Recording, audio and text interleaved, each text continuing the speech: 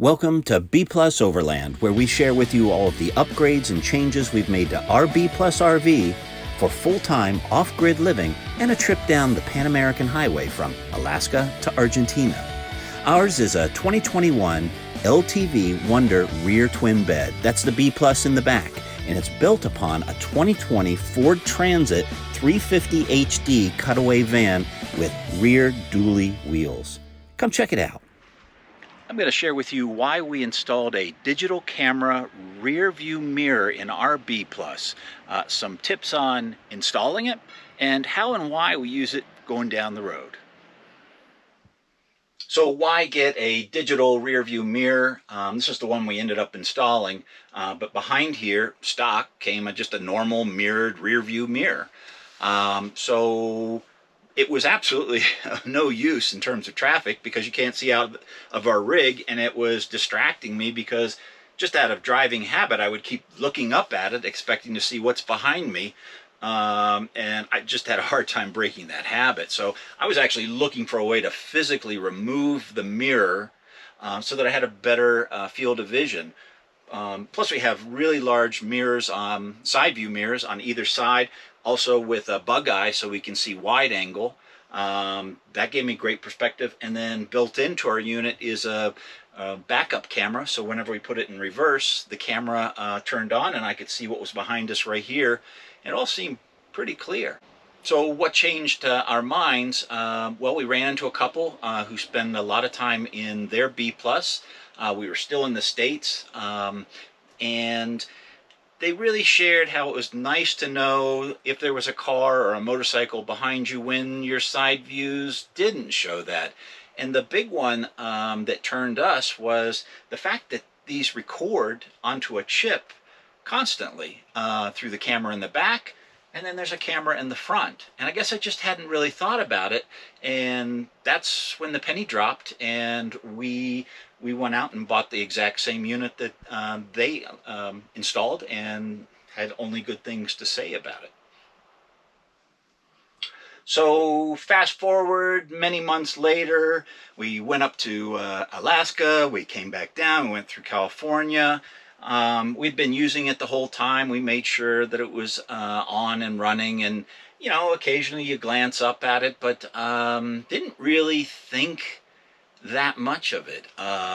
It was helpful sometimes, but again, I had pretty good field of vision with my side views, so but always good to have yet another set of eyes in your arsenal when you're driving a larger rig. So what really got me to focus on this was when we got to Mexico. We extended our auto insurance. We had Progressive. We got a Progressive partner. We got the required liability and comprehensive, and we felt pretty good. And we ran into a couple who had an accident. I'm trying to remember the story. I think they ended up hitting a motorcycle. It was the motorcycle's fault. They didn't have insurance. The motorcyclist was a young Mexican boy. And so they stopped, and the police were called, and it was a long, drawn-out process, and then there was lots of just, they weren't really sure what the process was, but ultimately the cops had them waiting there for the insurance adjuster to show up.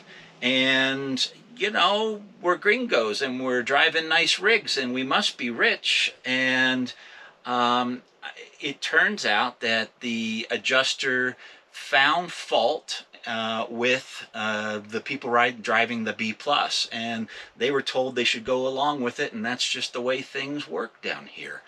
So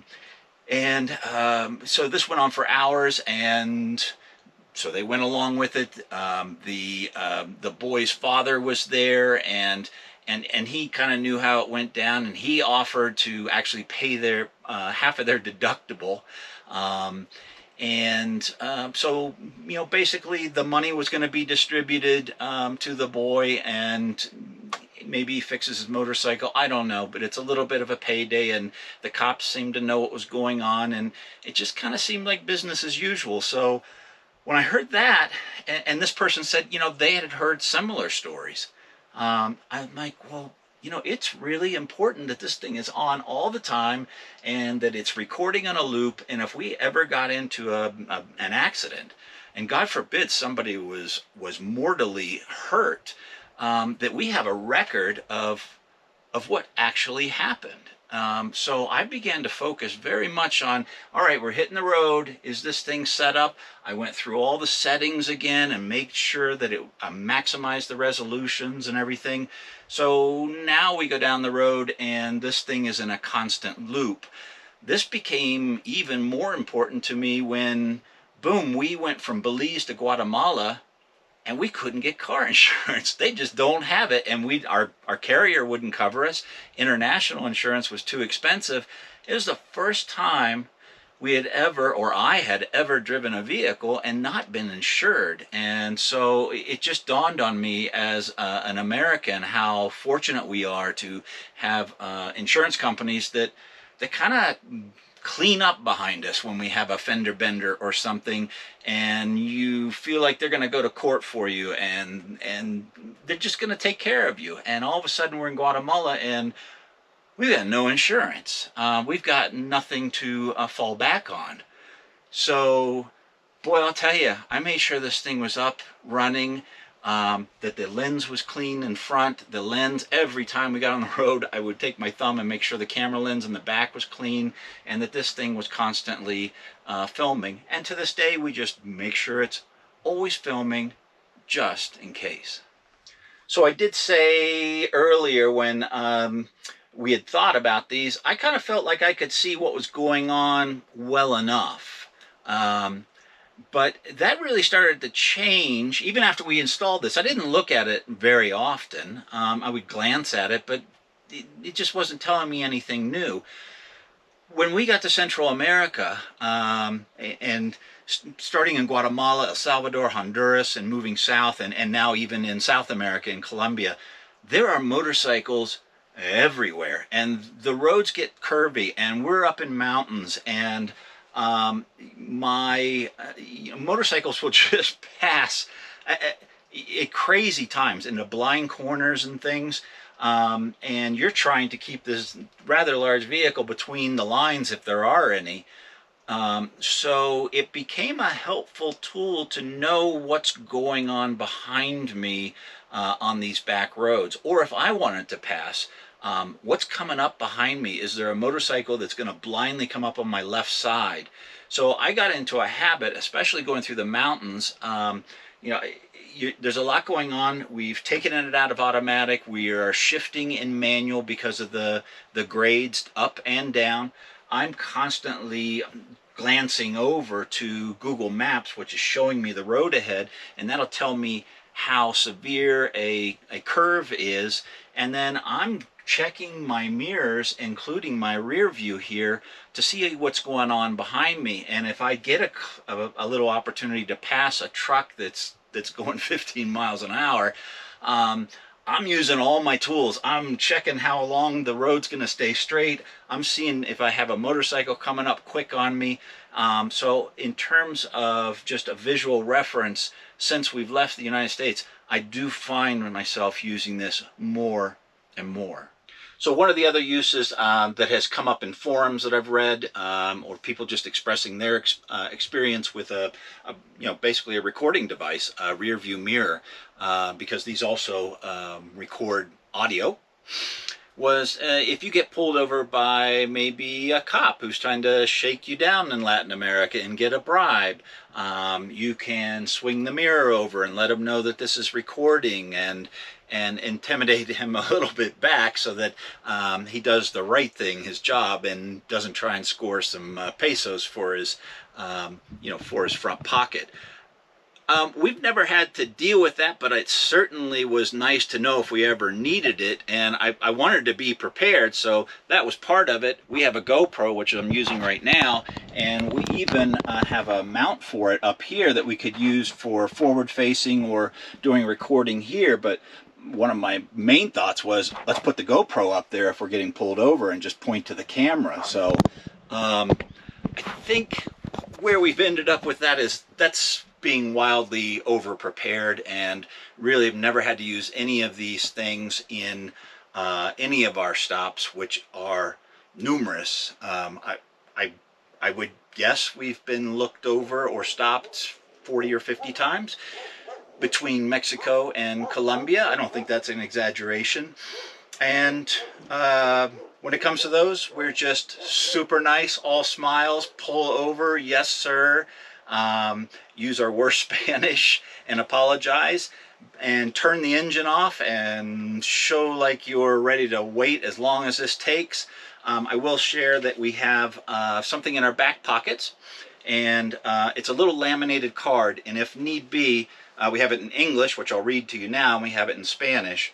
And if the cop was shaking us down and we don't want to have any part of it, you know, quite frankly, we're not in a rush. We're in our home, and even if we had to drive down to a police station and hang out for a while to sort things out, we can make lunch in the meantime. So this is what the card says. Notice to police officers: I understand that you stopped me for allegedly committing a traffic violation. I will obey your legal instructions by providing you my driver's license and vehicle registration. Without admitting guilt in this situation, I will voluntarily follow you to your local police station where you can properly inform me of the legal procedures, and if asked, I will pay the required fine.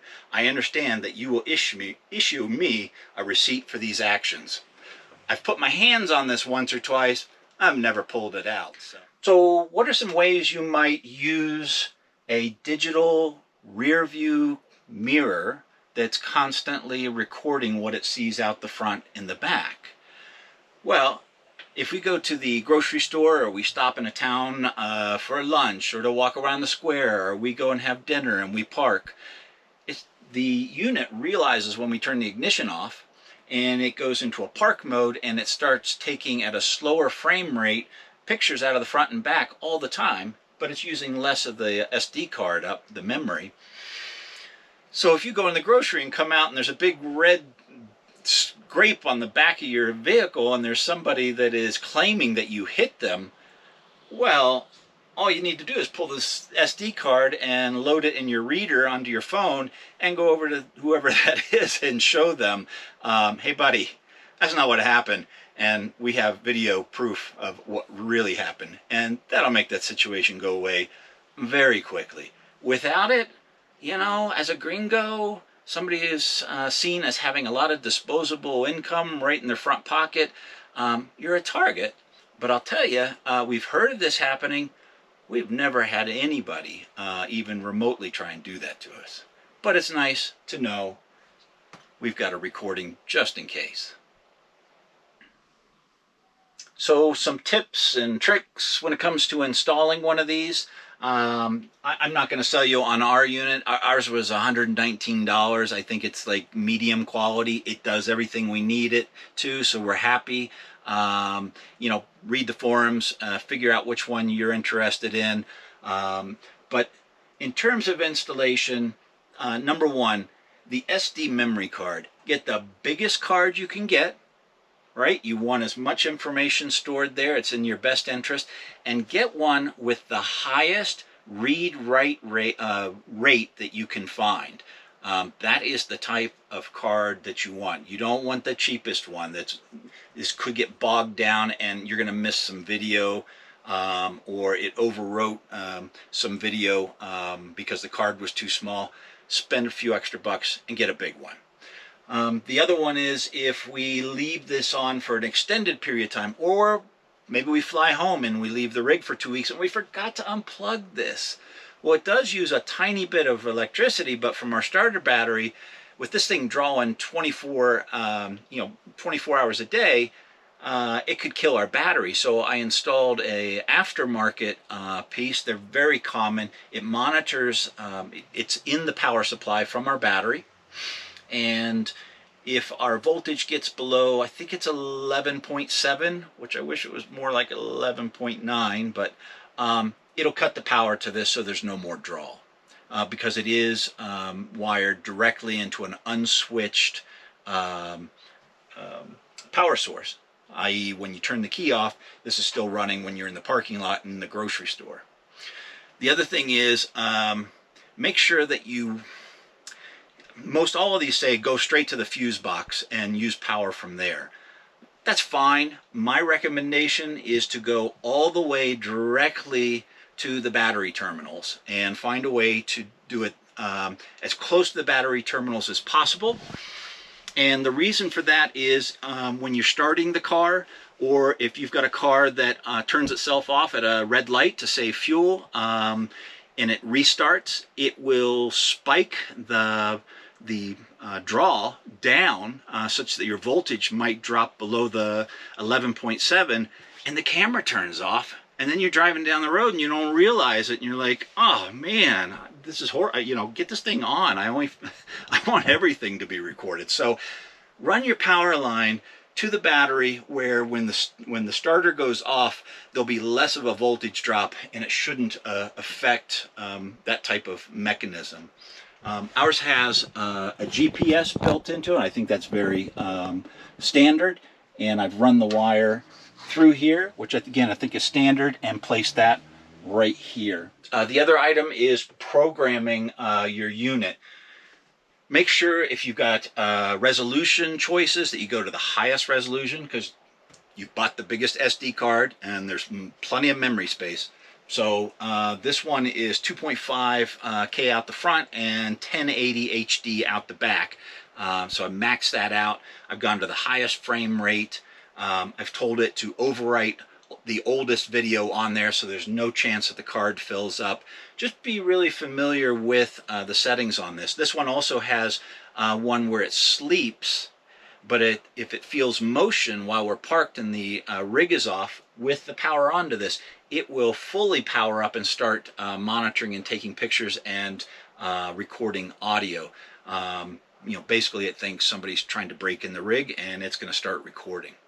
Okay, and last bit on installing them at the back of our rig, and up here I've got the built-in reversing camera that shows up on my big screen, and that came, you know, stock with our unit.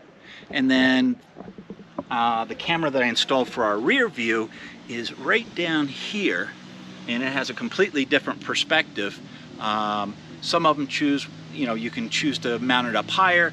I chose this one down nice and low to get the street view. I did have to buy a separate, because it's such a distance to get to the back, the kit wire wasn't long enough. So when you're buying one of these, if you're on Amazon, you just scroll down and find one of their extenders, which I got, and I ran this to the front and it plugged right in to the unit.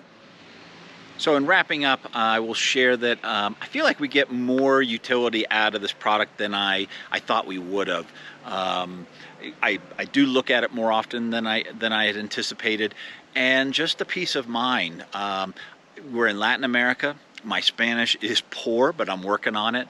It's a different culture, and if something were to happen, an accident, and emotions are running high, and there are accusations flowing, and maybe the gringo's going to be assumed to be at fault. It's really nice to know we can pull a video out with audio. We can show what's happened around our rig and let it speak for ourselves, and hopefully de-escalate just about any situation rapidly.